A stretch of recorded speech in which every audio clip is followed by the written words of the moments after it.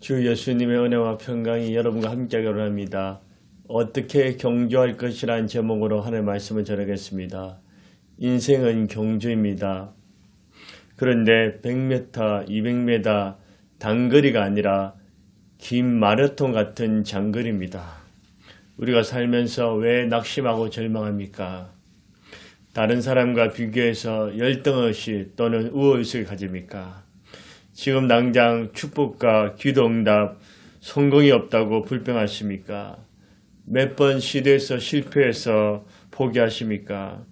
고난과 옳은 일 때문에 조급해 하십니까? 그 이유는 멀리 보지 못하고 짧게 보고 빠른 시간 내에 성부를 내려고 하기 때문입니다. 물론 어떤 일은 시간이 생명이기 때문에 빠른 결과를 내야 합니다.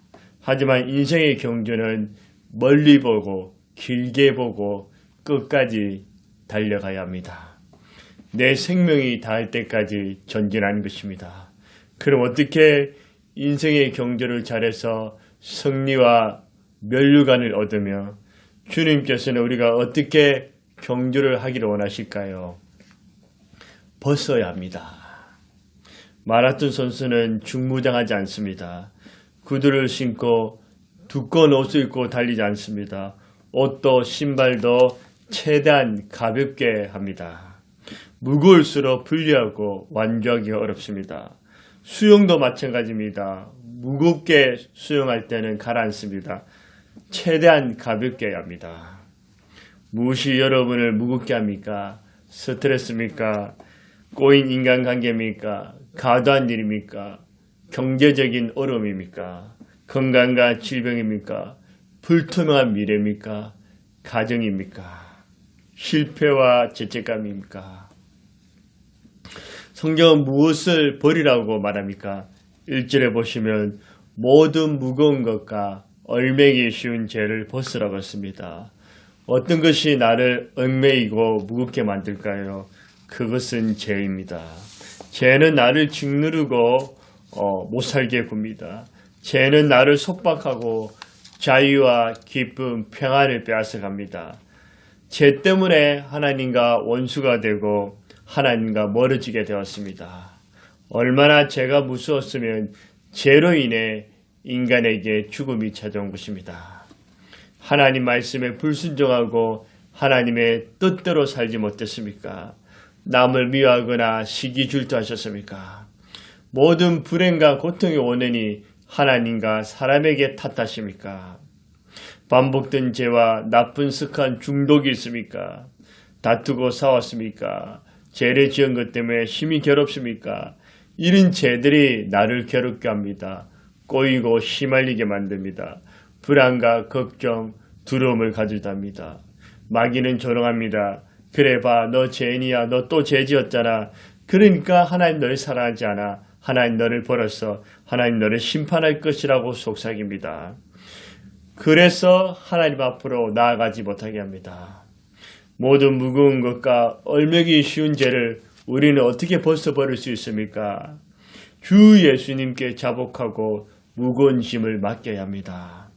하나님 아들 우리 주 예수님께서 아무 죄도 험도 없으신데 우리를 사랑하사 우리의 죄를 인해서 갈보리 언덕 위에서 고통과 수치를 당하사 대신 죽어주셨습니다. 죄의 문제를 예수님이 감당해 주셨습니다. 요한복음 1장 22절에 보라 세상 죄를 지고 가는 하나님의 어린 양이다. 예수님이 우리의 죄를 지고 간 하나님의 어린 양입니다. 요한일서 2장 1절 2절에도 만일 누가 죄를 범하여도 아버지 앞에 우리의 대언자 대신 말해주는 분이 있으니 곧 어려우신 예수 그리스도시라. 그는 우리 죄를 위한 화목제물이니 예수님이 우리 위해 화목제물을 되시고 우리의 죄에 관해서 하나님 앞에 대신 중보해 주시고 말씀해 주십니다. 히브리 10장 19절에도 그러므로 형제들아 우리가 예수의 피를 힘입어 성수에 들어갈 담력을 얻었나니 내 힘으로 내 능력으로는 하나님 앞에 나아갈 수 없는데 예수님의 피값으로 우리가 담대히 하나님 앞에 나아갈 수 있습니다. 시편 68편 19절에도 날마다 우리 짐을 지시는 주 하나님은 우리의 짐을 매일 져주십니다. 시편 55편 22절에도 내 짐을 하나님께 맡겨라. 그가 너를 붙드시고 의인의 요동함을 영원히 허락지 아니하시더라. 내 짐을 주님께 맡기라고 하나님 말씀하십니다. 우리 주 예수님께서 우리의 모든 무거운 것과 얼매기 쉬운 제 문제를 위해서 십자가에서 피 흘리심으로 완전히 해결해 주셨습니다. 주 예수님께 무겁고 얼매기 쉬운 죄를 자복하시고 내 짐을 맡기세요. 예수님께서 용서해 주시고 우리의 짐을 대신 져 주십니다. 인생의 경주를 잘하기 위해서는 벗어야 합니다. 가볍게 해야 합니다. 그리고 우리가 인생의 경주를 잘하기 위해서는 어떻게 해야 될까요? 인내해야 합니다. 2절에 보십시오. 인내로서 우리 앞에 당한 경주라며, 인내란 괴로움이나 으름을 참고 견딘다는 뜻입니다. 긴 장거리 마라톤을 하는 데 있어서 반드시 위기와 고비가 찾아옵니다. 10km, 20km, 30km, 40km쯤에 여러분 포기하고 싶은 마음이 듭니다. 포기하면 완주에 실패하는 것입니다. 아무리 힘들어도 비록 빨리 목적지에 도착하지 못할지라도 포기하지 않고 완주해야 합니다. 저는 일종 운전보통 면허증을 따기 위해서 실내 주행을 수도 없이 떨어졌다고 지난번에 말씀을 드렸습니다. 포기하지 않고 인내했기 때문에 지금은 이 일종 보통 운전증 가지고 면허증을 가지고 전국을 다닐 수가 있는 것입니다. 수영도 마찬가지였습니다. 저도 물을 되게 무서워했었습니다. 그러나 수영을 배우게 된 동기는 두 가지입니다. 첫 번째는 죽지 않게 살기 위한 수영이고, 두 번째는 건강을 관리하기 위해서입니다. 처음 수영을 배울 때 숨쉬기, 숨참기, 발차기, 물에 떠있기 할 때마다 얼마나 힘들은지 모릅니다. 아무리 해도 수영이 발전하지 않았습니다. 운전 강사라 저를 보고 이 사람 처음 봤다는 그런 눈빛으로 수영 강사도 저를 보고 이 사람은 처음 봐서 이런 인간은 도무지 안 되겠다는 그런 눈빛을 주었습니다. 다른 분들보다 진도가 늦었습니다. 창피해서 몇 번이나 포기하고 싶었습니다.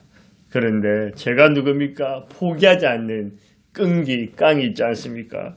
결국 자유형, 배형, 또 평형, 저병까지 다 마스터했습니다. 운전면허증도 수영도 가장 중요한 것은 포기하지 않고 끝까지 인내하면 되는 것입니다. 개척교회 할 때도 순간순간 고비와 이게 있지만 이길 수 있는 비결은 하나님 의지하면서 끝까지 인내하는 것입니다. 왜 싸우십니까? 하와 분노를 참지 못해서 그렇습니다. 왜 자살합니까? 고통과 수치와 괴로움을 견딜 수가 없어서 그렇습니다. 아무리 큰 죄를 지어도 다른 사람들이 죽일놈, 미친놈, 인간 쓰레기라고 해도 수치와 창피를 당하면 억울한 일을, 원통할 일을 만나도 절대로 자살을 하지 마십시오. 생명은 하나님께 달려 있습니다.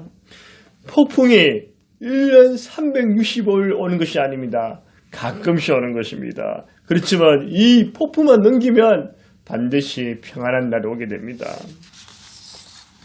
현대인들이 특징 중에 하나가 마음이 조급하고 화를 참지 못하면 인내가 부족합니다. 아무리 기도해도 기도응답과 축복이 없습니까?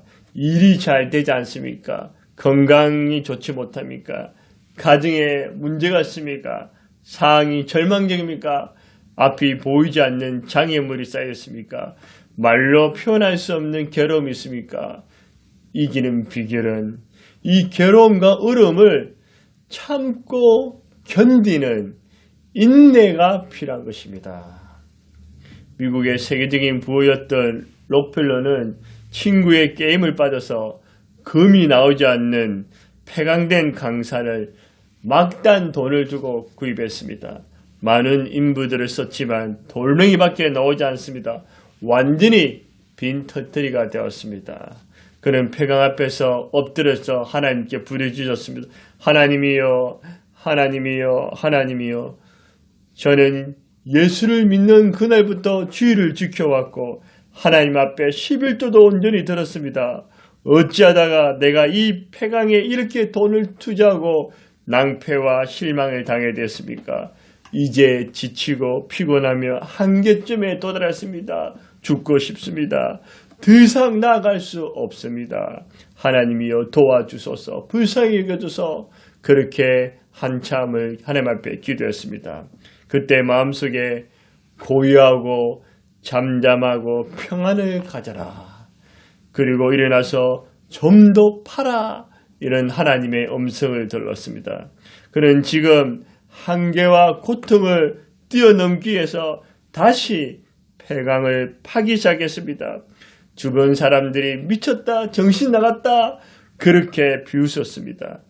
그런데 좀 더 파고 또 파고 또 파고 들어가자 갑자기 검은 액체가 솟아오르기 시작했습니다.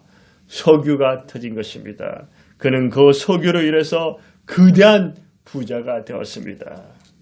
우리의 역경과 한계를 뛰어넘어야 하나님의 응답과 역사가 찾아옵니다. 지치고 피곤하고 낙심에 더 이상 나아갈 수 없다고 그때 한계에 부딪힐 때도 참고 인내하고 또 참고 견디는 그런 인내의 훈련이 필요합니다.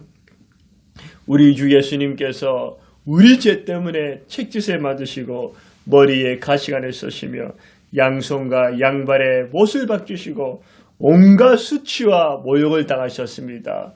옆구리에 창이 찔려 피와 물까지 다 쏟아주셨습니다.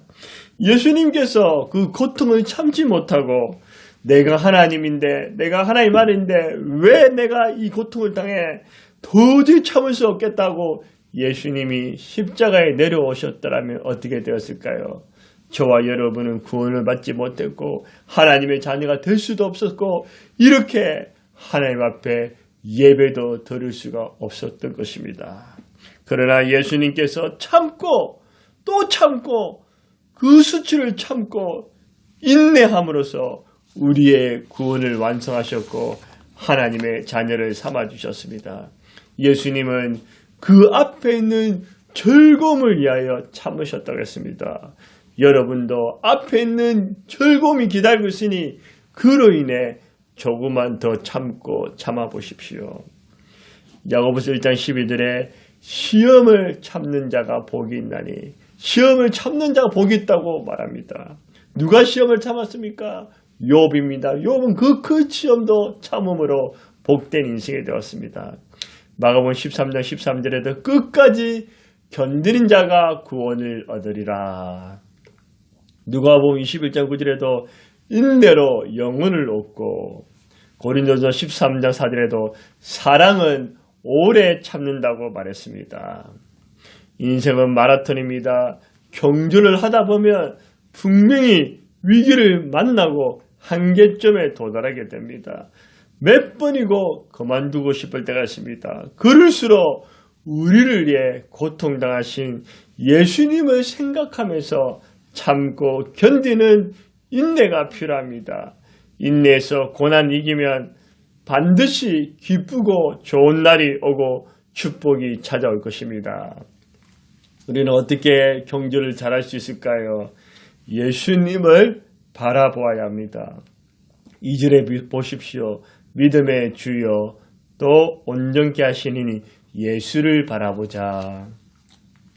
목표가 없으면 연료 없는 자동차 같습니다. 아무리 비싸고 좋은 차라도 연료가 없으면 앞으로 나아갈 수 없습니다. 목표가 없으면 어디로 갈지 몰라 방황합니다. 목표가 분명하면 꿈을 이루고 앞으로 나아갈 수 있습니다. 여러분의 인생의 목표가 있습니까? 짧은 목표 또는 긴 목표가 있습니까?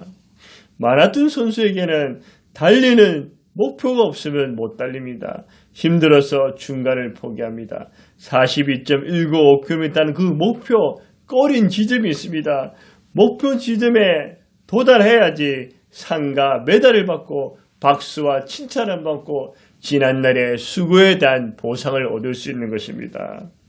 인생의 경주도 뚜렷한 목표가 있어야지 끝까지 완주할 수 있습니다. 여러분의 목표는 무엇입니까? 돈과 주식, 부동산입니까? 성공과 승진입니까? 합격, 출세입니까? 가족의 행복과 건강입니까? 꿈의 성취입니까? 행복하고 안정된 노입니까? 이웃에게 선행하고 사랑을 실천한 것입니까? 어떤 목표든 죄 짓는 것이 아니라면 목표를 가지고 꿈과 소망을 가지십시오. 그렇지만 최고와 최상의 목표, 영원한 목표는 무엇일까요? 그것은 예수 그리스도십니다. 예수님 없는 예수 그리스도 외의 모든 목표는 헛되고 헛됩니다. 예수님 안에서 목표를 가져야 됩니다. 예수님만이 우리 인생의 전부이고 목표입니다. 이 예수님이 어떠신 분일까요? 2절에 보시면 믿음의 주여 그랬습니다. 예수님은 하나님이심에서 하나님 아들이십니다. 예수님 우리를 사랑하사 우리 죄를 위하여 십자가에 죽으시고 3일 만에 부활하사 우리를 죄와 죽음, 저주와 심판, 마귀와 지옥으로부터 구원과 해방을 주셨습니다. 다른 사람이 아무리 나를 비난하고 손가락질해도 예수님은 내 모습 이대로 사랑하시고 안아주십니다. 사람들의 이익을 떠나서 이익을 따라서 나를 떠날 수 있지만 예수님은 나를 떠나거나 버리지 않으십니다. 사람들은 나를 믿기도 하고 믿지 못하기도 하지만 예수님은 언제나 나를 믿어주십니다. 예수님은 내 생명의 근원이뿐만 아니라 내가 믿을 수 있는 완전히 신뢰할 수 있는 믿음의 주이십니다. 또 예수님은 어떠신 분일까요? 2절에 보니 온전케 하시는 예수님입니다. 온전이란 처음 상태로 가장 좋은 상태로 회복시켜주는 것입니다. 제가 개척교회면 저희 교회 이름이 온전한 교회입니다. 어떤 사람은 묻습니다. 온전한 교회는 온전한 사람들만 모입니까? 그렇지 않습니다. 온전한 사람만 모이는 것이 아니라 누구든지 온전치 못한 사람이든 이 온전한 교회에 오면 온전해지기를 바라는 마음, 예수님을 닮아서 성숙해지기를 바라는 그 마음에서 온전한 교회라는 이름을 지었습니다.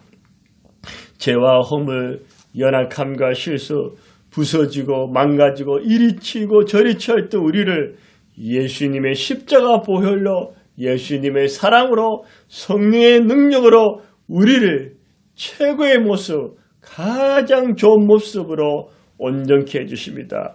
육적, 영적, 전신적으로 회복시켜 주셔서 예수님을 더욱 닮아갈 수 있도록 온전케 하시는 분이 우리 주 예수님이십니다.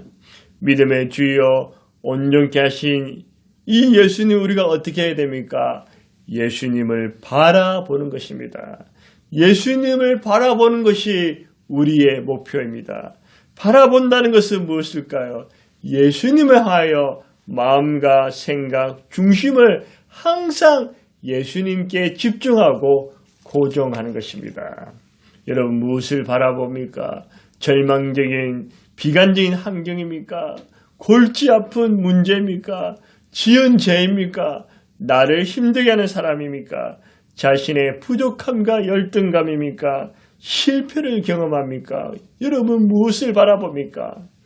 인간이라는 의미는 원래 위를 바라보는 자, 하늘을 바라보는 자는 뜻입니다. 참된 인간은 위를 바라보는 자입니다. 하늘을 바라봅니다. 예수를 바라보고 천국을 바라보는 것입니다. 예수님을 바라보지 않고 매일 땅의 것만 생각하고 바라보고 산다면 짐승과 다를 바가 없습니다. 짐승은 하늘을 보지 않습니다. 땅만 보는 것입니다. 갓난아기가 엄마를, 배고픈 자가 양식을, 암 환자나 병든 자가 치유를, 수험생과 취준생의 합격을, 여인이 사랑하는 사람을 바라보듯이 우리 예수님을 간절히 바라보아야 합니다. 예수님께 시선을 고정하고 집중해야 합니다. 예수님을 바라보지 않고 자꾸 딴 것을 바라보면 낙심합니다. 실망합니다. 원망과 불평합니다. 예수님을 바라보아야지 힘을 얻습니다. 소망이 생깁니다. 감사와 찬송이 넘칩니다. 우리는 매일 예수님을 바라보는 훈련을 해야 합니다.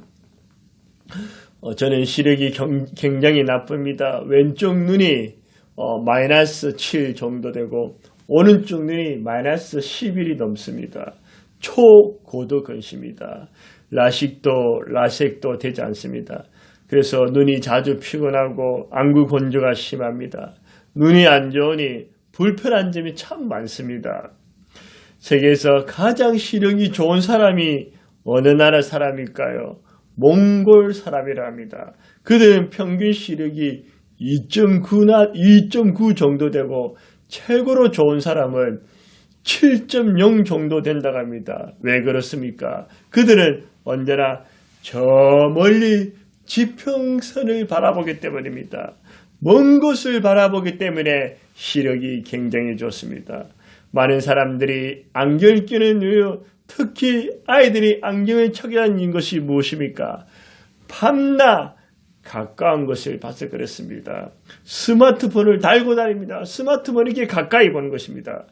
그러나 우리가 눈을 떠서 푸른 청명한 하늘을 바라보고 숲을 보고 지평선을 바라본다면 시력은 회복될 것입니다.